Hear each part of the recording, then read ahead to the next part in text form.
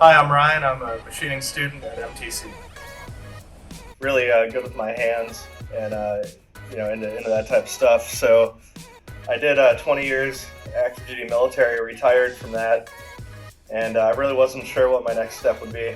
And I thought about being an electrician, and I tried that for a little while. It really wasn't really what I wanted to do, and I found myself migrating towards machining and the bridge ports and CNCs, and I really seem to be enjoying this. So that's that's it. So I decided to go the technical college route. MTC was my first choice.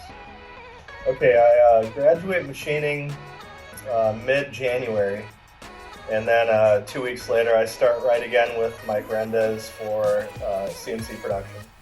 So I'm coming back as soon as I complete this course.